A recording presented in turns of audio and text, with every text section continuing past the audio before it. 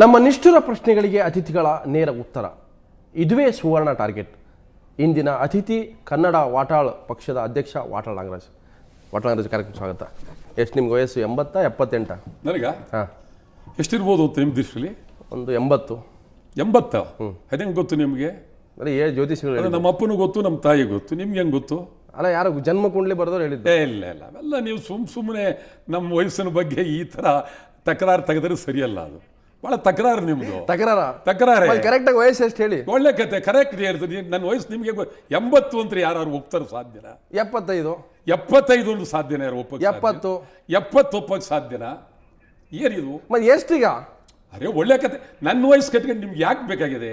ವಾಟಾಳ್ ನಿಮ್ಮ ವಯಸ್ಸಿನ ಗುಟ್ಟೇನು ಭಾಳ ರಹಸ್ಯವಾಗಿ ಇಡ್ತಿರಲ್ಲ ಅಂತ.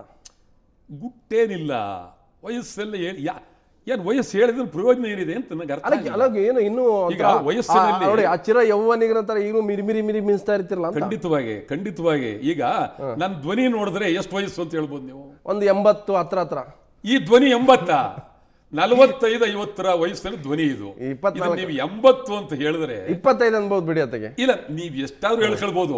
ಆದ್ರೆ ಒಂದು ಅಂದಾಜ್ನ ಹೇಳಿದಾಗ ನನ್ನ ಉತ್ಸಾಹ, ನನ್ನ ಚಳವಳಿ, ನನ್ನ ಹೋರಾಟ, ನನ್ನ ಶಕ್ತಿ, ನನ್ನ ಅಭಿಮಾನ, ನನ್ನ ಧ್ವನಿ, ಇದೆಲ್ಲ ನೋಡಿದಾಗ ನೀವು ವಯಸ್ಸಿನ ಬಗ್ಗೆ ಮಾತನಾಡಬಾರ್ದು. ಅಂದ್ರೆ ನೀವು ಚೌಕಾಶಿ ಮಾಡ್ತಾ ಇದ್ರಿ ವಯಸ್ಸಿನಲ್ಲಿ 80 ಬೇಡ, 25 ಬೇಡ, 40 45 ಅಂತ. 45 ಪ್ರಶ್ನೆ ಅಲ್ಲ, ಪ್ರಾಮಾಣಿಕವಾಗಿ ನನ್ನ ವಯಸ್ಸು ಎಷ್ಟು ಅಂತ ನಿಮ್ಗೆ ಗೊತ್ತೇ ಇಲ್ಲ. ನಿಮ್ಗೆ ಗೊತ್ತಿದ್ಯಾ? ನನಗೆ ಗೊತ್ತಿದೆ. ಎಷ್ಟು? ಆದ್ರೆ ನಿಮ್ಗೆ ಯಾಕೆ ಹೇಳ್ಬೇಕು ನಾನು ಅಂತ? ಅಲ್ಲ, ಜನಕ್ಕೆ ಗೊತ್ತಾಗಲಿ ಅಂತ. ಬೇಕಾಗಿಲ್ಲ. ಯಾಕೆ ಜನಕ್ಕೆ? ನನ್ನ ವಯಸ್ಸಿನ ಬಗ್ಗೆ ಜನಕ್ಕೆ ಗೊತ್ತಿರ್ಬೇಕಿಲ್ಲ. ಆಯ್ತು. ವಾಟಾಳ್ ನಾಗರಾಜರೇ, ಮೊನ್ನೆ ನೀವು ನಿಮ್ಮ ಹುಟ್ಟುಹಬ್ಬ ಆಚರಿಸಿದ್ರಿ. ಅದು ಎಷ್ಟನೇ ಹುಟ್ಟುಹಬ್ಬ? ನನ್ನ ಹುಟ್ಟುಹಬ್ಬ ಅಂತ ಹೇಳಿದ್ರೆ ಬಹಳ ವಿಶಿಷ್ಟ, ಅತ್ಯಂತ ಗಂಭೀರವಾದಂತಹದ್ದು. ಕೆಂಪೇಗೌಡ ರಸ್ತೆಯಲ್ಲಿ ಅಲಂಕಾರ್ ಟಾಕೀಸ್ಗೆ ನುಗ್ಗಿ ಕನ್ನಡ ಚಿತ್ರ ಹಾಕಬೇಕು ಅಂತೇಳಿ ಪರದೆ ಹರಿದು ಗಲಾಟೆ ಮಾಡಿ, ಕಲ್ಲು ಹೊಡೆದು, ಸೋಡಾ ಬಾಟ್ಲು ಹೊಡೆದು ಗಲಾಟೆ ಮಾಡಿದಾಗ ನನ್ನನ್ನು ಬಂಧಿಸಿದ್ರು. 62 ಸೆಪ್ಟೆಂಬರ್ 7ನೇ ತಾರೀಕು. ಆವತ್ತು ನನಗೆ ಬೂಡ್ಸ್ನೇಟ್ ಹೊಡೆದ್ರು. ಬೂಡ್ಸ್ನೇಟ್ ಬಿದ್ದ ದಿನ ಇಡೀ ರಾಜ್ಯಕ್ಕೆ ವಾಟಾಳ್ ನಾಗರಾಜ್ ಯಾರು ಅಂತ ಗೊತ್ತಾಯ್ತು. ಅದರಿಂದ ರಾಜ್ಯಕ್ಕೆ ಗೊತ್ತಾದ ದಿನವೇ ನನ್ನ ಜನ್ಮದಿನ. 62ಕ್ಕೆ ಎಷ್ಟು ವರ್ಷ ಆಗಿತ್ತು ನಿಮ್ಗೆ? 62ಕ್ಕೆ ಎಷ್ಟು ವರ್ಷ ಅಂತ ಯಾಕೆ ಹೇಳಿ ನಾನು? ಕುತೂಹಲದ ಜೊತೆಗೇನೆ ನಿಮ್ ಕನ್ನಡಕ ಕೂಡ ನಿಮ್ ಸಿಂಬಲ್ ಆಗಿದೆ, ಅದನ್ನು ತೆಗೆಯಲ್ಲ ನೀವು. ಕನ್ನಡಕನೂ ಕೂಡ ತೆಗೆಯಲ್ಲ ನೀವು. ಇನ್ನು ಕನ್ನಡಕ್ಕೆ ಯಾಕೆ ತೆಗಿಬೇಕು? ಯಾವ ಕಾರಣ ತೆಗಿಬೇಕಾಗಿದೆ? ಕನ್ನಡಕ ಏನಾಗಿದೆ? ಅಲ್ಲ, ಕನ್ನಡಕ್ಕೆ ಇಲ್ದ್ರೆ ನಾವು ಆಟ ನೋಡ್ಬೇಕಲ್ಲ. ಯಾಕೆ ನೋಡ್ಬೇಕು ಅಂತ? ಅದರಿಂದ ಏನ್ ಪ್ರಯೋಜನ? ಕನ್ನಡಕ ತೆಗೆಯಲ್ಲಂತೀರಿ, ಟೋಪಿ ತೆಗೆಯಲ್ಲಂತೀರಿ, ವಯಸ್ಸು ಹೇಳಲ್ಲಂತೀರಿ. ಈಗ ನಿಮ್ದು ಒಳ್ಳೆ ಕತೆ ಆಯ್ತು. ಇವತ್ತು ನೀವು ಕನ್ನಡಕ ತೆಗೀರಿ ಅಂತ ಹೇಳ್ತೀರಿ, ನಾಳೆ ಟೋಪಿ ತೆಗೀರಿ ಅಂತ ಹೇಳ್ತೀರಿ, ನಾಳೆ ಶರ್ಟ್ ಬಿಚ್ಚು ಅಂತ ಹೇಳ್ತೀರಿ, ನಾಳೆ ಪ್ಯಾಂಟ್ ಬಿಚ್ಚು ಅಂತ ಹೇಳ್ತೀರಿ. ಇನ್ನು ಉಳಿದಿರೋದೊಂದು, ಅದನ್ನು ನಮ್ಮ ಹಣೆ ಬರ ಏನಾಗಬೇಕು? ರಾಜ್ಯದಲ್ಲಿ ಏನಾಗುತ್ತೆ? ಅಲ್ಲ, ಯಾಕೆ ಇಷ್ಟೊಂದು ಗುಪ್ತ ಸೀಕ್ರೆಟ್? ಏನಿಲ್ಲ, ಅದು ಗುಪ್ತ ಏನಿಲ್ಲ. ಯಾವತ್ತು ಗುಪ್ತ ಇದೆ?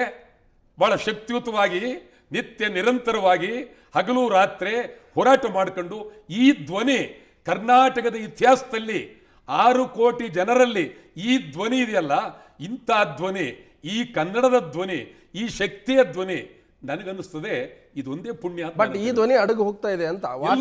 ಕನ್ನಡಕ್ಕೊಬ್ಬನೇ ವಾಟಾಳ್ ಇಲ್ಲ. ಈಗ ಕನ್ನಡಕ್ಕೆ 100 ಜನ ವಾಟಾಳ್ ಹುಟ್ಕೊಂಡಿದ್ದಾರೆ. ಅಷ್ಟೇ, ಯಾರೇ ಹುಟ್ಟಿದ್ರು ವಾಟಾಳ್ ನಾಗರಾಜ್ ಒಬ್ಬರೇ, ಬೇರೆ ಮಾತಿಲ್ಲ. ಅಲ್ಲ, ದಂಡ ಇಲ್ಲ, ಬರೀ ದಂಡನಾಯಕ ಬೇಕಾಗಿಲ್ಲ. ದಂಡನಾಯಕ ಒಬ್ಬಿದ್ರೆ ಏನ್ ಬೇಕಾದ್ರೂ ಮಾಡ್ಬೋದು. ದಂಡನಾಯಕರೇ ಬಹಳ ಪ್ರಾಮುಖ್ಯ. ಅಲ್ಲ, ಹಿಂದೆ ಒಳ ನೋಡ್ರಿ ಯಾರು ಕಾಣಿಸಲ್ಲ ನಿಮ್ಗೆ. ಬೇಕಾಗಿಲ್ಲ. ನೆಪೋಲಿಯನ್ ಬಂದು ಒಂದ್ಸಾರಿ ನಿಂತಾಗ ಹಿಂದೆ ಮುಂದೆ ಏನಿರಲಿಲ್ಲ. ನೆಪೋಲಿಯನ್ ನೋಡಿ ಸೈನ್ಯ ಹಿಂದಕ್ಕೆ ಹೋಗುತ್ತೆ. ಆ ಶಕ್ತಿ, ವಾಟಾಳ್ ನಡೆದ ದಾರಿ ಮತ್ತೊಬ್ಬ ಮಾಡಕ್ ಸಾಧ್ಯ ಇಲ್ಲ. ವಾಟಾಳ್ ಧ್ವನಿ, ವಾಟಾಳ್ ಮಾತು, ವಾಟಾಳ್ ಭಾಷಣ, ವಾಟಾಳ್ ಚಳವಳಿ ಮತ್ತೊಬ್ಬ ಮಾಡಕ್ ಸಾಧ್ಯ ಇಲ್ಲ. ಇನ್ನೊಬ್ಬ ವಾಟಾಳ್ ನಾಗರಾಜ್ ನೀವು ಕಾಣಕ್ಕೆ ಸಾಧ್ಯ ಇಲ್ಲ. ನೀವು ಹೇಳೋದು ಒಪ್ಕೊಂಡೆ ನಾನು. ಬಟ್ ವಾಟಾಳ್ಗೆ ನಾ ಅನ್ನೋದು ಬಂದ್ಬಿಟ್ಟಿದೆ. ವಾಟಾಳ್ ಬಿಟ್ರೆ ಯಾರು ಇನ್ನೊಬ್ಬ ಸಿಗದೇ ಇಲ್ಲಲ್ಲ. ಚೇಚೆ ಅಹಮ್ಮಲ್ಲದು. ಅಹಂ ಅನ್ನೋದು ಬೇರೆಯವ್ರಿಗೆ. ವಾಟಾಳ್ ನಾಗರಾಜ್ ಬಿಟ್ರೆ ಯಾರಿದ್ದಾರೆ ಹೇಳಿ? ತೋರಿಸಿ. ಅನೇಕ ಜನ ಇದ್ದಾರೆ. ಅನೇಕ ಜನ ಇರ್ಬೋದು. ನಾನು ಅದನ್ನು ಹೇಳಕ್ ಹೋಗೋದಿಲ್ಲ. ಪಾಪ ಅವ್ರ ಚಳವಳಿಗಳು ಮಾಡ್ತಾರೆ, ನನಗೆ ಅಭಿಮಾನ ಇದೆ, ಪ್ರೀತಿ ಇದೆ. ಆದ್ರೆ ವಾಟಾಳದೇ ಬೇರೆ.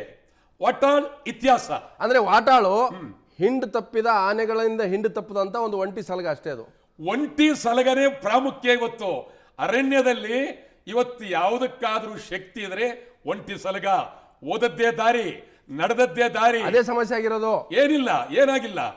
ಏನಾಗಿಲ್ಲ ಒಂಟಿ ಸಲಗ ಇಡೀ ನಾಡಿನಲ್ಲಿ ಇಡೀ ಕಾಡಿನಲ್ಲೇ ಯಾಕೆ ಅದಕ್ಕೆ ಒಂಟಿ ಸಲಗ ಅಂತ ಹೇಳ್ತಾರೆ? ಅದು ಹಿಡಿದಾಕ್ಬಿಡ್ತಾರೆ ಒಂದ್ಸಲ. ಇಲ್ಲ ಹಿಡಿಯಕ್ಕೆ ಸಾಧ್ಯನೇ ಇಲ್ಲ. ಒಂಟಿ ಸಲಗ ಹಿಡಿಯಕ್ಕೆ ಯಾರಿಂದೂ ಸಾಧ್ಯ ಇಲ್ಲ. ಅರಣ್ಯ ಇಲಾಖೆಯಿಂದ ಸಾಧ್ಯ ಇಲ್ಲ, ಸರ್ಕಾರದಿಂದ ಸಾಧ್ಯ ಇಲ್ಲ, ನಿಸರ್ಗದಿಂದ ಸಾಧ್ಯ ಇಲ್ಲ. ಒಂಟಿ ಸಲಗ ಜನ ನಿಮ್ಮನ್ನ ಹಿಡಿದಾಕ್ಬಿಟ್ರಲ್ಲ, ನಿಮ್ಗೆ ಎಲ್ಲಿ ಒಂಟಿ ಸಲಗ ಹೋಗಿ ಬಿಡ್ಲೇ ಇಲ್ಲ. ಇಲ್ಲ ಈ ಚುನಾವಣೆಗೂ ನನ್ನ ವ್ಯಕ್ತಿತ್ವಕ್ಕೂ ಸಂಬಂಧ ಇಲ್ಲ, ಚುನಾವಣೆಗೂ ನನ್ನ ಚಳವಳಿಗೂ ಸಂಬಂಧವಿಲ್ಲ. ಇವತ್ತಿನ ಚುನಾವಣೆ 15 ವರ್ಷದಿಂದ ನಡೀತಕ್ಕಂಥ ಚುನಾವಣೆಗಳು, ಇದು ಚುನಾವಣೆ ಅಲ್ಲ. ಒಪ್ಪಿಲ್ಲ. ಖಂಡಿತ ಚುನಾವಣೆ. ಜನರ ಆದೇಶವನ್ನ ನೀವು ವಿರೋಧ ಮಾಡ್ತಾ ಇದ್ದೀರಿ. ಇಲ್ಲ, ಜನರ ಬಗ್ಗೆ ನನ್ನ ನಂಬಿಕೆ ಇದೆ, ಮತದಾರರ ಬಗ್ಗೆ ನನ್ನ ನಂಬಿಕೆ ಇದೆ. ಆದರೆ ಯಾವ ಪಕ್ಷದವರು ನಿಲ್ತಕ್ಕಂಥ ಅಭ್ಯರ್ಥಿಗಳು ಅವ್ರು ಮಾಡ್ತಕ್ಕಂಥ ದುಂದು ವೆಚ್ಚ, ಭ್ರಷ್ಟಾಚಾರ, ಜಾತಿವಾದ, ತೋಳ್ಬಲ ಇದೆಯಲ್ಲ, ಇದು ಚುನಾವಣೆಗೆ ಅಪಾಯ. ಇವತ್ತು ನಡೀತಾ ಇರತಕ್ಕಂಥದ್ದು ಚುನಾವಣೆ ಅಲ್ಲ, ಹರಾಜ್. ಶಾಸಕರು ಹರಾಜ್ ಆಗ್ಬೋದು, ವಿಧಾನ ಪರಿಷತ್ ಹರಾಜ್, ವಿಧಾನಸಭೆಗೆ ಹರಾಜ್ ಬರ್ಬೋದು. ಮುಖ್ಯಮಂತ್ರಿ ಇನ್ನು ಮುಂದಿನ ದಿನಗಳಲ್ಲಿ ನಾನು ಹೇಳ್ತಾ ಇದ್ದೀನಿ, ಮುಖ್ಯಮಂತ್ರಿ ಆದಂತ ಅವರು ಹರಾಜ್ ಹೋಗ್ತಕ್ಕಂಥ ಪರಿಸ್ಥಿತಿ ಬರುತ್ತೆ. ಆ ಕಾಲ ಬಂದೇ ಬರುತ್ತೆ ಅಂತಕ್ಕಂಥ ಎಚ್ಚರಿಕೆಯನ್ನು ಕೊಡ್ತಾ ಇದ್ದೀನಿ. ಹಾಗಾದ್ರೆ ವಾಟಾಳ್ ನಾಗರಾಜ್ ಮುಂದಿನ ಚುನಾವಣೆ ನಿಲ್ಲೋದಿಲ್ಲ. ಚುನಾವಣೆ ನಿಲ್ಲಲ್ಲ. ಸರಿ ಇಲ್ಲ ಅಂತ ಹೇಳ್ತದಲ್ಲ, ಈ ಚುನಾವಣೆ ಸರಿ ಇಲ್ಲ, ಹಣ ಬಲ, ಜಾತಿ ಬಲ, ಹರಾಜ್ ಅಂತ ಇಲ್ಲ. ರಾಜಕೀಯ ನಿವೃತ್ತ ಹಣಬಲ, ತೋಳುಬಲ, ಭ್ರಷ್ಟಾಚಾರಿಗಳ ಮಧ್ಯ ಪ್ರಾಮಾಣಿಕರು ಚುನಾವಣೆ ನಿಲ್ಲಲೇಬೇಕು. ಜನ ತಿರಸ್ಕಾರ ಮಾಡಿದ್ರಲ್ಲ, ವಾಟಾಳ್ ಮಾಡ್ಲಿ, ಚಿಂತೆ ಇಲ್ಲ. ನೆಕ್ಸ್ಟ್ ನಿಲ್ಲಲ್ಲ. ಯಾಕೆ ನಿಲ್ಲಂತೆ? ನನ್ನ ಉಸಿರಿರುವವರೆಗೂ ಚುನಾವಣೆ ನಿಲ್ತೇನೆ. ಸೋಲ್ತಿರ್ತೀನಿ. ಯಾಕೆ ಗೆಲ್ಬಹುದು? ಯಾಕೆ ಈಗಾಗಲೇ ನಾನು 6 ಸಾವಿರ ಗೆದ್ದಿಲ್ವೇ? 67ರ ಚುನಾವಣೆಯಲ್ಲಿ ಒಂದೊಂದು ಸಭೆಗೆ ಜನ ನನಗೆ 500 ರೂಪಾಯಿ ಕೊಡ್ತಾ ಇದ್ರು ಕಾಸು. ಒಂದೊಂದು ಸಭೆಯಲ್ಲಿ ನನ್ನ ಹರಾಜು ಹಾಕಿದ್ರೆ 500,000 ರೂಪಾಯಿ ಹರಾಜಿಗೆ ಹೋಗ್ತಿತ್ತು. ಅವತ್ತು ಆ ಚುನಾವಣೆಯಲ್ಲಿ 10,000 ರೂಪಾಯಿ ನನಗೆ ಉಳಿದು. ಈಗ ಅದೇ ವಾಟಾಳಿಗೆ ಹಾಕುವಂತ ಹಾರವನ್ನ ಯಾರು ಹರಾಜಲ್ಲಿ ತಗೊಳ್ಳಲ್ಲ, ಅದೇ ವಾಟಾಳಿಗೆ ಯಾರು ಕೂಡ ಒಂದು 100 ರೂಪಾಯಿ ತಂದು ಕೊಡಲ್ಲ.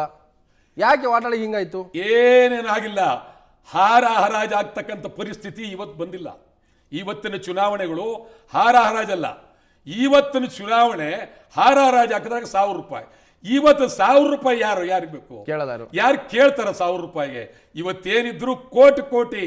ಅಂದ್ರೆ ನಿಮ್ಮಲ್ಲಿ ಕೋಟಿ ಲಕ್ಷ ಯಾವುದಿಲ್ಲ. ಈಗ ಎಲ್ಲಿದೆ? ಕೋಟಿ ಲಕ್ಷ ಇದ್ರೆ ಪರಿಸ್ಥಿತಿ ಬೇರೆ. ಚುನಾವಣೆ ನಿಲ್ತಾ ಇದ್ರಲ್ಲ, ಈಗ ಚುನಾವಣೆ ನಿಲ್ತಾ ಇದ್ರಲ್ಲ, ಈಗಿನ ಹರಾಜು ಚುನಾವಣೆ ನಿಂತಿರಲ್ಲ. ಚುನಾವಣೆ ನಿಂತ ತಕ್ಷಣ ನಾವು ಕೋಟಿ ಖರ್ಚು ಮಾಡ್ಬೇಕು ಅಂತಲ್ಲ, ಅದರಿಂದ ಓಟ್ ಕೊಡಿ ಅಂತ ಒಪ್ತಾ ಇಲ್ಲ ಜನ. ಒಪ್ಪದೇನೆ ಬೇಡಿ, ಜನ ಒಪ್ಬೇಕು ಅಂತ ಏನಿಲ್ಲ. ಅಂದ್ರೆ ಮತದಾರ ನೀವು ಬೈತಾ ಇಲ್ಲ. ಇಲ್ಲ, ಯಾಕೆ ಬೈಬೇಕು? ವಾಟಾಳ್ ಅವರೇ, ನೀವು ಅಸೆಂಬ್ಲಿಯಲ್ಲಿ ಇರಬೇಕಾಗಿತ್ತು. ಅನೇಕ ಜನ ಹೇಳ್ತಾ ಇದ್ದಾರೆ ವಾಟಾಳಲ್ಲಿ ಇರಬೇಕಾಗಿತ್ತು, ಆ ಧ್ವನಿ ಬೇಕಾಗಿತ್ತು. ಆದ್ರೆ ಆ ವಾಟಾಳ್ ದೇಹ ಇಲ್ಲಿದೆ, ನಿಮ್ಮ ಆತ್ಮ ಅಲ್ಲೆಲ್ಲೋ ಇದೆ, ವಿಧಾನಸೌಧದಲ್ಲಿ ಅಂತ ಮಾತಿದೆ. ನಾನು ನಿಜ, ತಾವು ಹೇಳೋದು ಸತ್ಯ. ನಾನು ಇರಬೇಕಾಗಿತ್ತು. ನಾನು ಒಂದು ದಿನ ಶಾಸನ ಸಭೆಗೆ ಗೈರಾಜರಾಗಲಿಲ್ಲ, ಒಂದು ದಿನ ಗೈರಾಜರಾಗಲಿಲ್ಲ. ಇದು ನಷ್ಟ, ನನಗೆ ನಷ್ಟ ಆಗಲಿಲ್ಲ, ರಾಜ್ಯಕ್ಕೆ ನಷ್ಟ ಆಯಿತು, ಶಾಸನ ಸಭೆಗೆ ನಷ್ಟ ಆಯಿತು. ಆದರೆ ಗೋಪಾಲಗೌಡರಿಗೆ, ಸಮಾಜವಾದಿ ಸಿದ್ಧಾಂತದ ಗೋಪಾಲಗೌಡರು ಈ ನಾಡು ಕಂಡಂತ ಮಹಾನ್ ವ್ಯಕ್ತಿ. ಅವರ ಸ್ಟೈಲ್, ಆ ಬರುವ ಕಚ್ಚೆ, ಅವರ ಒಳಗೆ ಬರ್ತಿದೆ. ಆ ರಾಜ್ಯಪಾಲರ ಭಾಷಣ ಆದ ತಕ್ಷಣ ಅವರಿಗೆ ರಾಜರ ಕಂಡ್ರೆ ಆಗ್ತಿರಲಿಲ್ಲ, ವೈಭವ ಕಂಡ್ರೆ ಆಗ್ತಿರಲಿಲ್ಲ, ದರ್ಬಾರ್ ಕಂಡ್ರೆ ಆಗ್ತಿರಲಿಲ್ಲ. ರಾಜ್ಯಪಾಲರ ಭಾಷಣವನ್ನ ನೆಲಕ್ಕಾಕಿ 3 ಸಾರಿ ತುಳಿದ್ರು. ಅವರನ್ನ ಸಭೆಯಿಂದ ತಕ್ಷಣ, ನಾಳೆ ಸಭೆ ಸೇರ್ತು, ತಕ್ಷಣ ಹೊರಗಡೆ ವೈಕುಂಠ ಬಾಳಿಗೆ ಹೊರಗೆ ಹಾಕಿದ್ರು. 1 ತಿಂಗಳು ಒಳಗೆ ಬರಲಿಲ್ಲ, ಅವರು ಬರೋಕ್ಕಾಗಲಿಲ್ಲ. ಎಂಥ ದಿನಗಳನ್ನು ನೋಡಿದ್ದೇವೆ, ಎಂಥ ಚರ್ಚೆಗಳು ನೋಡಿದ್ದೇವೆ. ನಿಮ್ಮ ಜೊತೆ ಇನ್ನಷ್ಟು ವಿಷಯ ಚರ್ಚೆ ಮಾಡ್ತೀನಿ, ಅದಕ್ಕಿಂತ ಮೊದಲು ಒಂದು ಬ್ರೇಕ್.